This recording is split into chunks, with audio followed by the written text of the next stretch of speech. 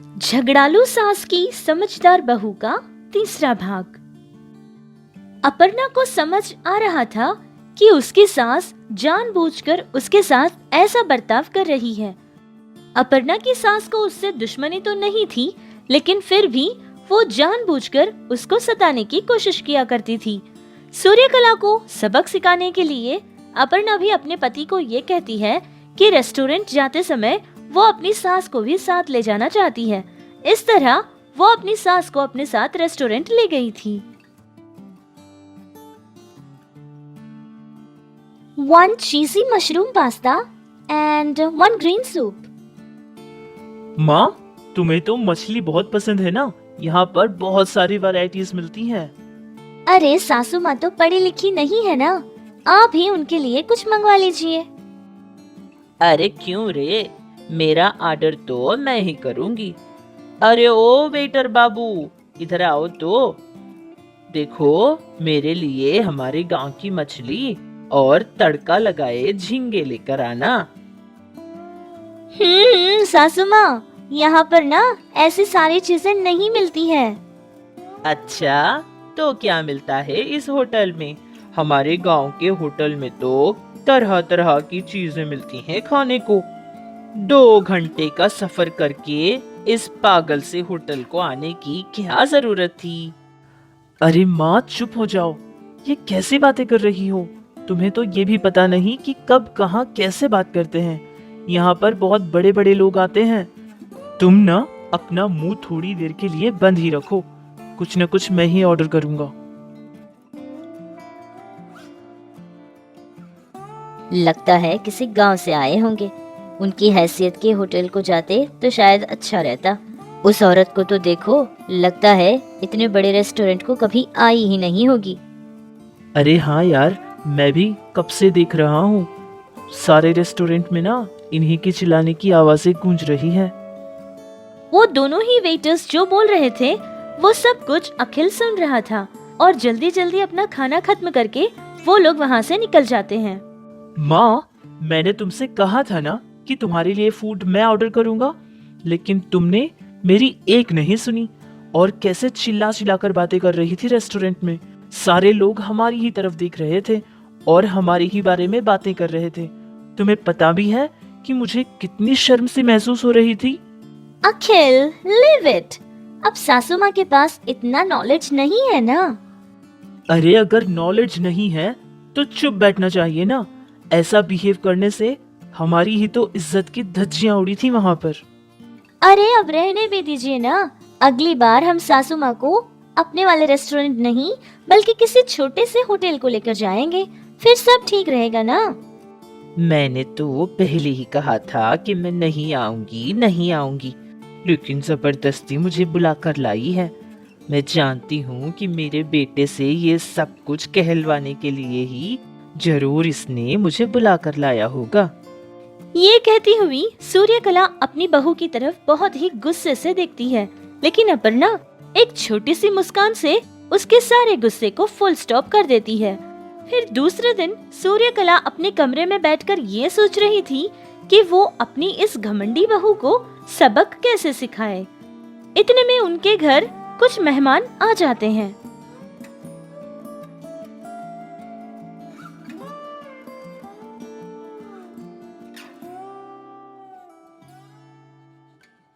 अजी सुनते हो, हमारे यहाँ काम करने के लिए आती है ना? अरे वही चंबेली, उसे फोन करके कह दीजिए कि काम पर आज नहीं आए। अरे सूर्यकला, लेकिन क्यों? तुम्हारा बनाया खाना तो मैं नहीं खा पाऊंगा। और वैसे भी आज तो मेहमान आए हैं ना। तुम्हारी मौसी को तो तुम अच्छे से जानती हो। अगर उनकी मर्यादा में कुछ कमी हो गई तो सारा गांव ढिंडोरा पीट देगी। वो सब तो मैं संभाल लूंगी, आप बस उतना कीजिए जितना करने को कहा है।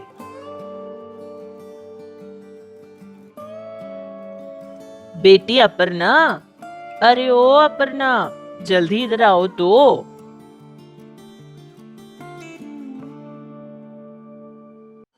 अरे क्या हुआ सासू माँ, ऐसे क्यों चिल्ला रही हैं आप? चंबेली का फोन आया था। उसने कहा कि उसके खानदान में कोई बीमार हो गया है, जिससे वो अस्पताल जा रही है, 2 दिन तक काम पर नहीं आएगी। अच्छा, तो अब क्या करेंगे सासू माँ? अरे अब करना क्या है बेटी, वो देखो सारे लोग बैठ गए हैं आकर। जल्दी से जाओ और उनके लिए कॉफी बना कर लाओ। और हाँ, आज का सारा खाना वगैरह ना सब तुम ही को करना है। अब पहले जाओ और उनके लिए कॉफी बना कर लाओ, और फिर उनके लिए नाश्ता भी बना लेना, दोपहर का खाना, और शाम को खाने के लिए कुछ स्नैक्स भी बनाना है ना। फिर रात को भी तो ताजा ताजा खाना बनाना है ना, वरना उनको अच्छा लगेगा क्या?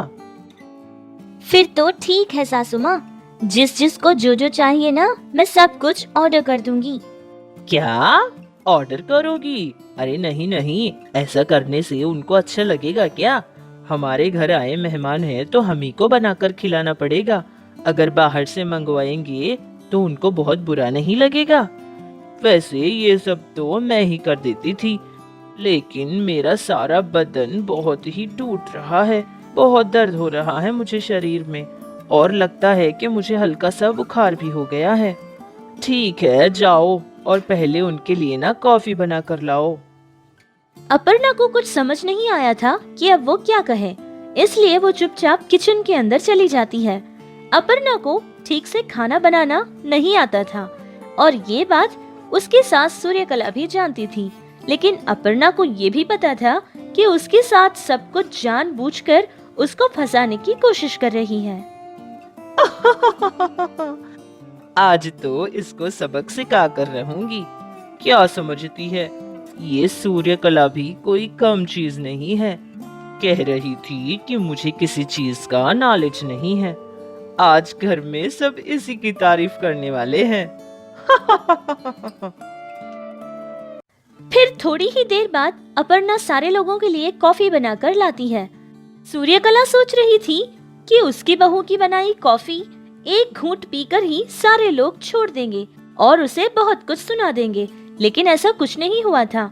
सारे लोगों ने कॉफी पीनी शुरू की थी और वो खत्म भी हो गई थी। फिर इतने में सूर्यकला की जो मौसी थी, उसने कहा, बेटी अपर्णा, तुम्हारी बनाई कॉफी तो बहुत अच्छी थी। तुम्हें पता है, तुम्हारी सास ने भी ऐसी कॉफी कभी नहीं बनाई। सच में नानी जी, थैंक यू सो मच। आप सारे लोग जल्दी से फ्रेश हो जाइए, मैं आपके लिए नाश्ता रेडी करती हूँ। अरे ये क्या, मैंने तो सोचा था कि सारे लोग ये बोलेंगे कि कॉफी तो बहुत ही बुरी बनी है, लेकिन इन लोगों को तो इतनी पसंद आ गई। शायद एक कॉफी ही बनाना आता होगा इसको। वैसे जब इसका बनाया खाना खाएंगे तो सबको ना अपनी नानी याद आ जाएगी। लेकिन अगर ये खाना भी ठीक से बना लेगी तो? नहीं नहीं, ये कहाँ कुछ बनाएगी, सिर्फ अपना मेकअप करना जानती है। खाना वाना बनाना इसको कहाँ आता होगा। थोड़ी देर बाद अपर्णा ने नाश्ता बनाकर तैयार किया था और सारे लोगों को टेबल के पास बुलाया था। अरे ये क्या है अपर्णा, ये बन के टुकड़े तूने यहाँ क्यों रखे हैं? मैंने सोचा था कि तू कुछ अच्छा बना कर लाएगी। क्या यही है तेरी मर्यादा? अरे सूर्यकला, ये बन नहीं है, ये बर्गर है। इसको बर्गर कहते हैं। मेरा पोता है ना, खरीद कर लाता है कभी कभार मेरे लिए।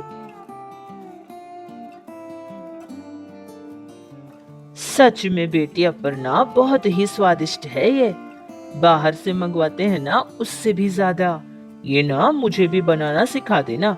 मेरा पोता जब घर आएगा तो मैं खुद उसके लिए बना कर दूंगी। हाँ हाँ नानी जी, जरूर। मेरी एक फ्रेंड है जिसकी बेकरी भी है, मैंने उसी से ये सब सीखा था। वैसे चमेली तो नहीं आई है ना काम पर, हमेशा इडली डोसा कुछ न कुछ खाते ही रहते हैं, इसीलिए बना दिया। आपको इतना पसंद आया, इसके लिए आई एम सो हैप्पी। अरे सूर्यकला, मैंने तो सोचा था कि तेरी बहू क्या कुछ बनाकर खिलाएगी हमें, लेकिन ये तो कितना बढ़िया खाना बनाती है, बहुत ही स्वादिष्ट है।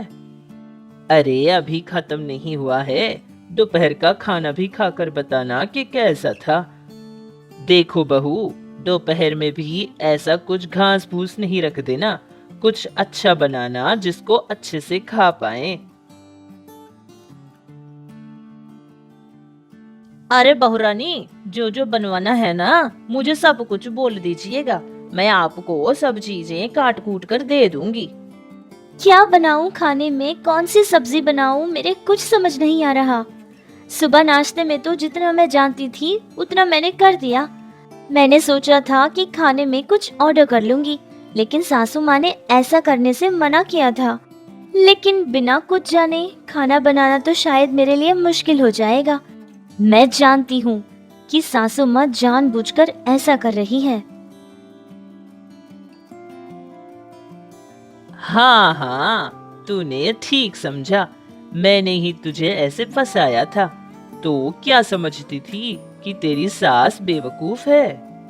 अपर्णा सारा ही खाना बनाकर टेबल पर तैयार करके रखती है और सारे लोगों को खाना सर्व भी करती है।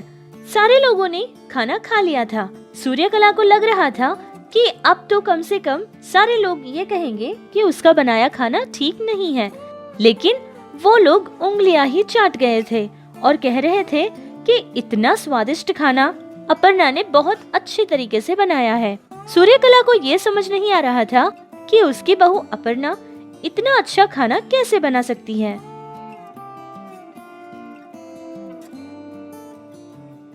क्या हुआ सासू माँ, यही सोच रही है ना कि मैंने ये सब कैसे बनाया? अरे YouTube की रेसिपीज मैंने कॉपी की थी। ओह सॉरी, ऐसे बोलूंगी तो आपको समझ नहीं आएगा ना। वो असल में मैंने फोन से पकवान के कुछ वीडियोस देखे थे और उसी से बना लिया था। और हाँ सासू माँ, राधा ने मुझसे कहा था कि उसको चमेली मिली थी साड़ियों की दुकान में। उसने कहा था कि आप ही ने काम पे आने से मना किया ना। अरे सासू माँ, अब ऐसी पुरानी आइडियाज कब तक कॉपी करती रहेंगी आप?